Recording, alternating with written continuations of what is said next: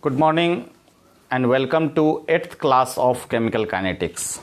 Myself Abhishek Raj and you are watching class 12th Chemistry English medium.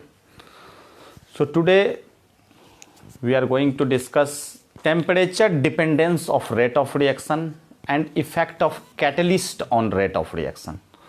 तो आज बात करने वाले हैं कि आखिर टेम्परेचर के चेंज पर रेट ऑफ रिएक्शन किस प्रकार से प्रभावित होता है। तो हम हेडिंग करेंगे temperature dependence of rate of reaction.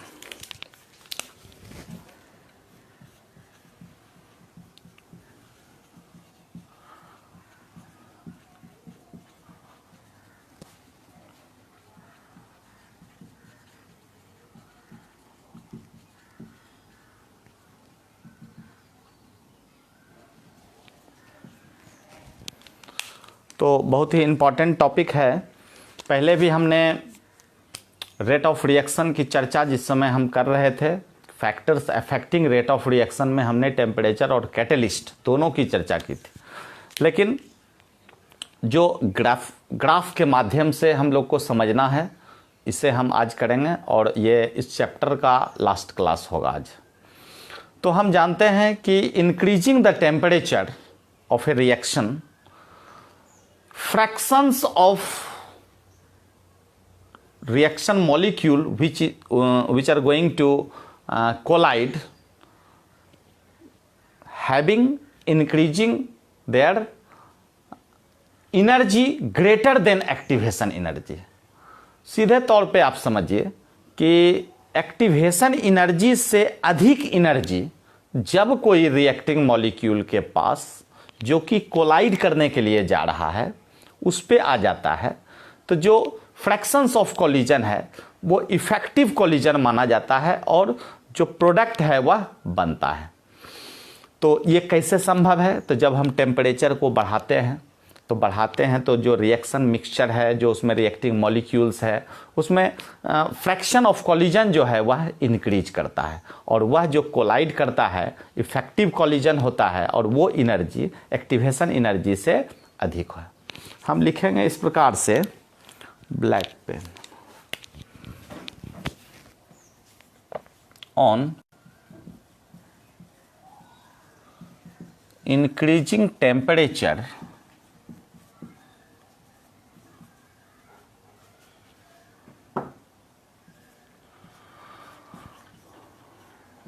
fractions of collision between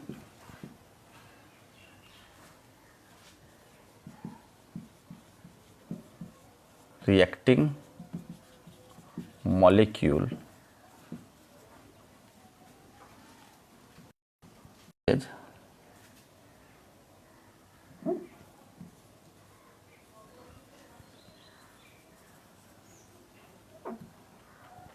increases and when it is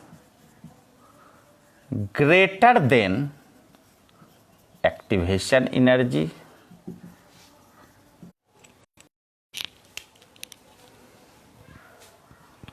product will form।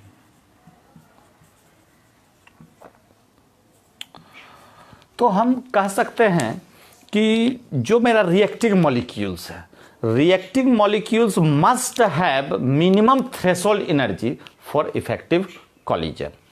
तो हम लिखेंगे reacting molecule must have minimum energy that is equal to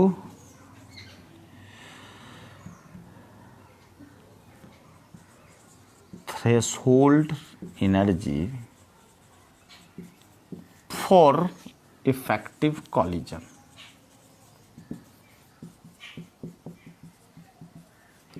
तो हमने देखा कि जब हम टेम्परेचर इंक्रीज करते हैं, on increasing temperature, fraction of collision, जो रिएक्टिंग मॉलिक्यूल के बीच जो फ्रैक्शन ऑफ कॉलिजन है वह बढ़ता है, और जब वो एक्टिवेशन एनर्जी से अधिक हो जाता है तो प्रोडक्ट मेरा बनता है।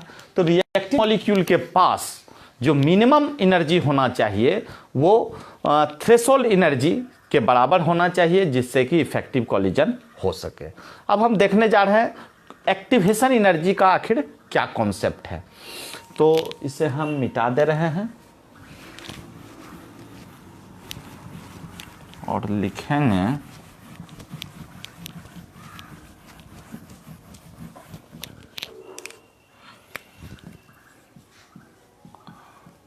कॉन्सेप्ट ऑफ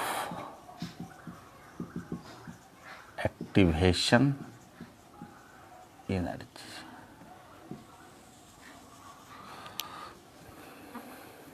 एक्टिवेशन एनर्जी ने activated complex, activation energy and activated complex, जो इंटरमीडिएट मेरा बन रहा है, मतलब एक्टिवेटेड कॉम्प्लेक्स जो मेरा बन रहा है। हम देखते हैं कि जो पोटेंशियल एनर्जी होता है एक्टिवेटेड कॉम्प्लेक्स का वो मैक्सिमम होना चाहिए। तो हम लिखेंगे potential energy of activated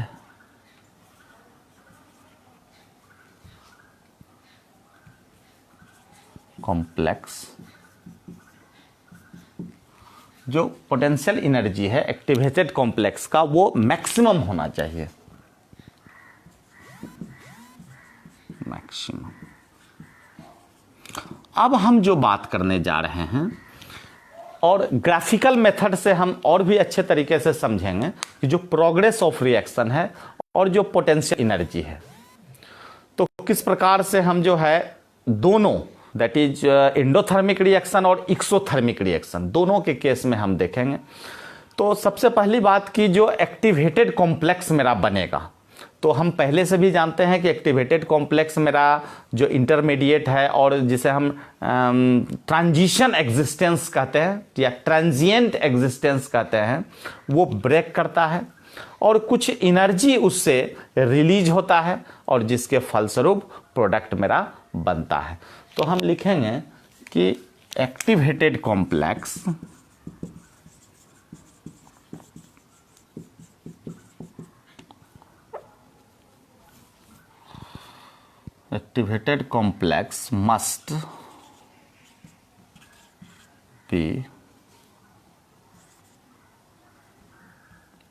must releases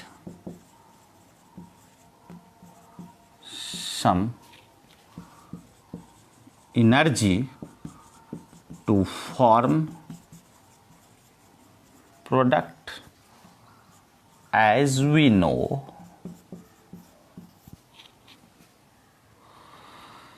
this is transient existence। ये ट्रांजिएंट एग्जिस्टेंस है कि जो रिएक्टिंग मॉलिक्यूल है आपस में कोलाइड करता है और उसमें मिनिमम थ्रेशोल्ड एनर्जी है और वह जो है जो पुराना बॉन्ड है रिएक्टिंग मॉलिक्यूल्स का वो धीरे धीरे ब्रेक करने लगता है और नया जो बॉन्ड है, जो न्यू मेरा प्रोडक्ट बनेगा, उसके लिए नया बॉन्ड फॉर्मेशन चालू हो जाता है। जो बीच का स्टेज है जहां ना पूरा मेरा रिएक्टेंट कंप्लीट ब्रेक किया है उसका बॉन्ड और ना प्रोडक्ट फॉर्म किया है, ये जो ट्रांजिएंट एग्जिस्टेंस है that is called activated complex. और एक्टिवेटेड कॉम्प्लेक्स में हमने देखा कि कुछ जो है एनर्जी रिलीज करके वो फाइनली प्रोडक्ट में कन्वर्ट हो जाता है। तो हम यहां पर बात करेंगे कि जो एनर्जी डिफरेंस है, the energy difference between reactant and product, इसे हम हीट ऑफ रिएक्शन कह सकते हैं। तो लिखेंगे the energy difference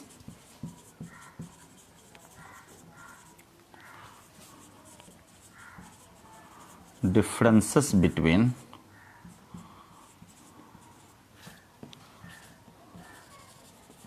reactant and product is called heat of reaction, और ये हीट ऑफ रिएक्शन को हम लोग डेल एच से इंडिकेट करेंगे। तो हम अब देखने जा रहे हैं कि जो मेरा ग्राफ होगा एक्सोथर्मिक के लिए और एंडोथर्मिक के लिए, हम देखेंगे कि जो एंडोथर्मिक रिएक्शन होगा तो जो प्रोडक्ट का एनर्जी होगा वह रिएक्टेंट से ज़्यादा होगा। वही हम एक्सोथर्मिक रिएक्शन में देखते हैं तो जो रिएक्टेंट का एनर्जी है वह प्रोडक्ट से ज़्यादा होता है। तो हम इसे समझने का प्रयास करते हैं। पहले हम ग्राफ बनाएंगे और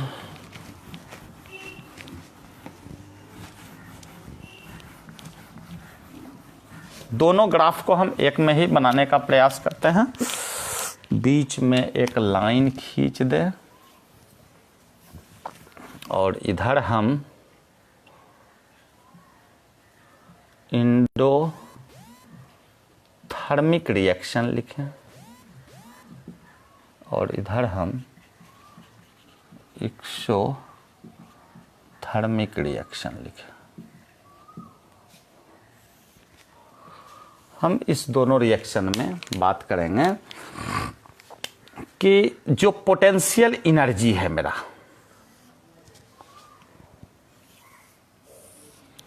इधर दे देते हैं प्रोग्रेस ऑफ रिएक्शन,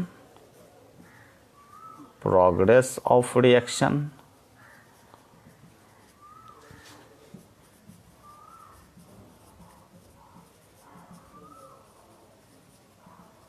और इधर हम दे देते हैं पोटेंशियल एनर्जी।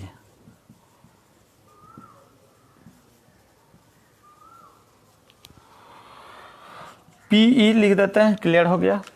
हम देखने वाले हैं कि जो मेरा एंडोथर्मिक रिएक्शन है, मान लिया जाए ये एनर्जी लेवल है E1 से हम इंडिकेट किए, और एक एग्जाम्पल लेते हैं जैसे H2 आपस में कोलाइड करेगा।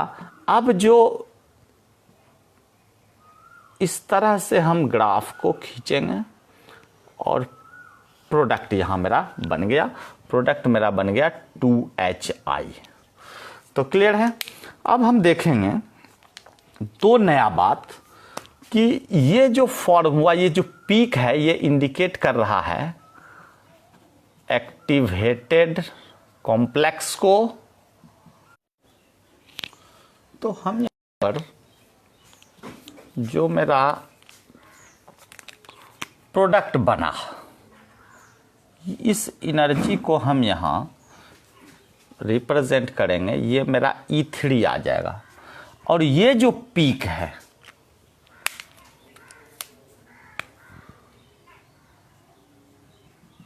इसे हम E2 द्वारा दर्शाते हैं।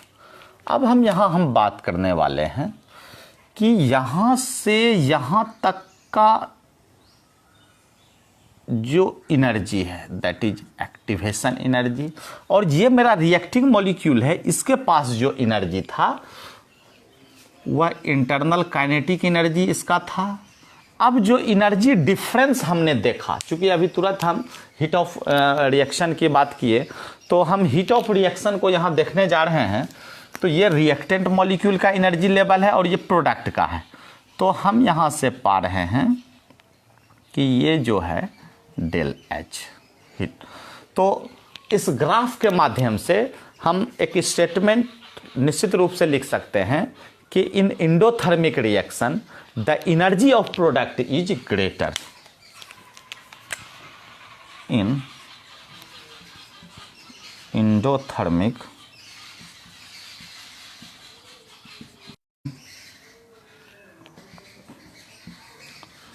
एनर्जी ऑफ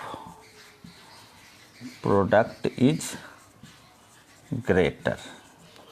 ठीक, हम देखने वाले हैं कि एक्सोथर्मिक रिएक्शन में, तो एक्सोथर्मिक रिएक्शन में जो होता है रिएक्टेंट मेरा, उसका एनर्जी ज़्यादा होता है। इसे हम E1 द्वारा यहाँ दिखाते हैं, और ये ग्राफ कुछ इस प्रकार से बनेगा। और ये जो मेरा, तो हम इस ग्राफ में दोनों एनर्जी डिफरेंस देखेंगे। ये मेरा रिएक्टेंट है, जैसे हमने एग्जांपल लिया था H2 + I2 और ये मेरा बन गया 2HI। तो ये जो एनर्जी लेवल है प्रोडक्ट का, ये एनर्जी लेवल है रिएक्टेंट का, और दोनों के बीच जो डिफरेंस है दैट इज डेल H। और ये बात हम समझ चुके हैं कि ये जो पीक है वो रिप्रेजेंट कर रहा है एक्टिवेटेड कॉम्प्लेक्स को, और कुछ एनर्जी लिबरेट होता है जिसके फलस्वरूप प्रोडक्ट का फॉर्मेशन होता है। हम बात कर रहे थे एक्टिवेशन एनर्जी का। ये जो यहाँ से यहाँ तक का जो मेरा एनर्जी डिफरेंस कहिए, तो इसे हम एक्टिवेशन एनर्जी कहेंगे। Internal kinetic energy, average kinetic energy reacting molecule के पास है।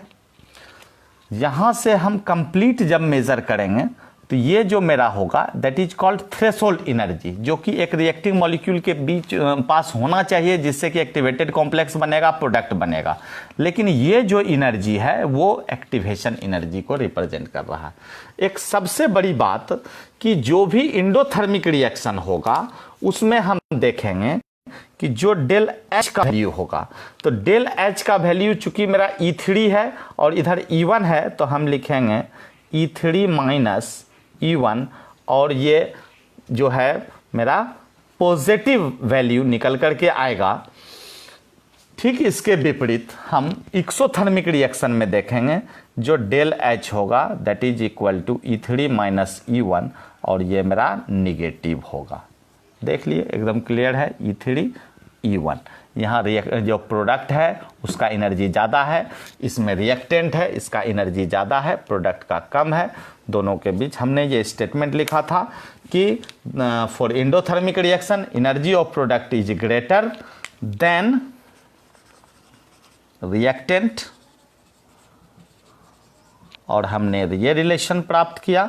ठीक इसके अपोजिट हम देखेंगे इन एक्सोथर्मिक रिएक्शन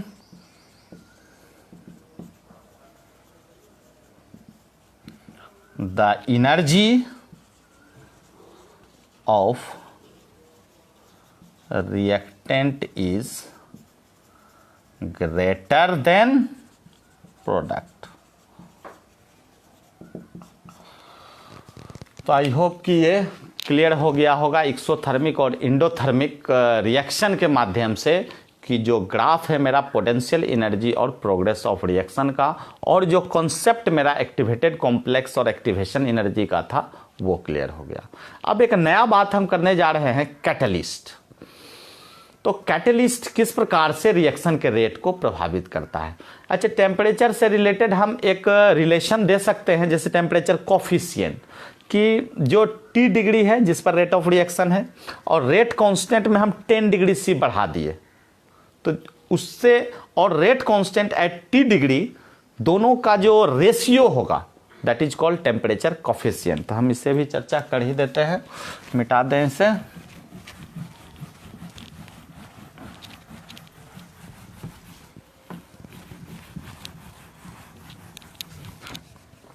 हम लिखेंगे temperature coefficient this is equal to T degree plus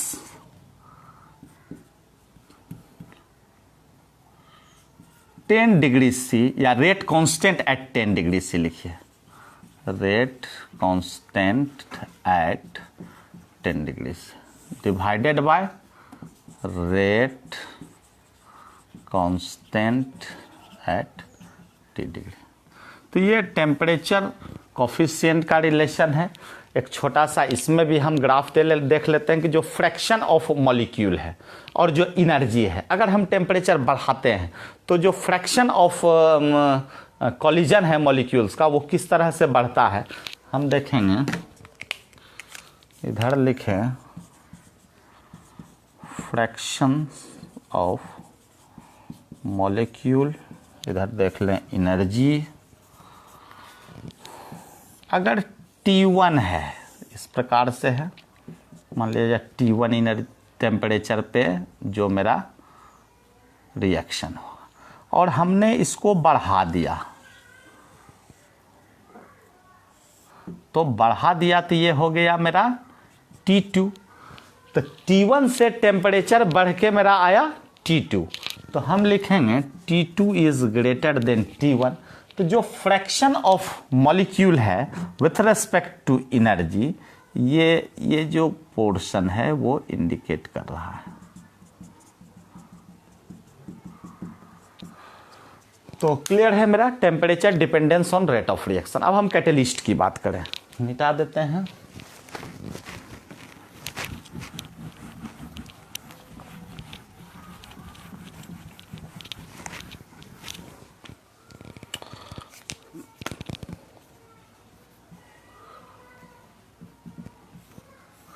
तो कैटलिस्ट का चर्चा हम पहले भी कर चुके हैं कि ये ऐसा सब्सटेंस है, catalyst are those substance which alter the rate of reaction without itself use. मतलब अपने तो रिएक्शन में पार्टिसिपेट नहीं करता है, लेकिन रेट को बढ़ा देता है।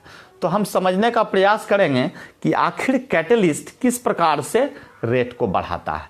तो कैटलिस्ट जो है एक अल्टरनेट पाथवे फॉर्म करता है, और जिससे कि एक्टिवेशन एनर्जी को वो बढ़ाता घटाता है, दैट मीन्स चेंज करता है।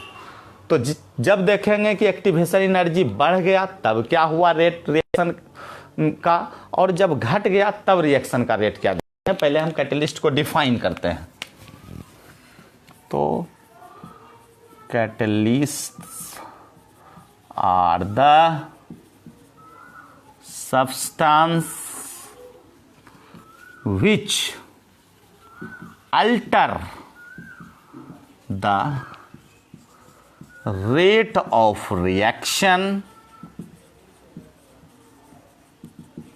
without itself use. It provides alternate pathway and by changing activation energy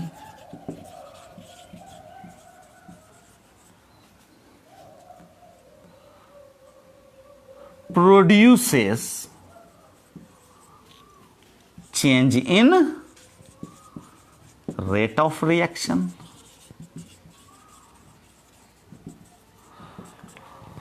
तो हम देखेंगे एक ग्राफ के माध्यम से ही देखते हैं कि कंसंट्रेशन और टाइम के बीच जो ग्राफ है, एक्टिवेशन एनर्जी बढ़ता है तो क्या होता है, एक्टिवेशन एनर्जी घटता है तो क्या होता है। हम दो प्रकार के कैटलिस्ट को जानते हैं, एक पॉजिटिव कैटलिस्ट, दूसरा नेगेटिव कैटलिस्ट। तो हम बात करने वाले हैं ठीक इसी प्रकार से, हम जैसे हमने ग्राफ बनाया था वैसा ही एक ग्राफ यहाँ हम नीचे टाइम दे रहे हैं और ऊपर है कंसंट्रेशन। चलिए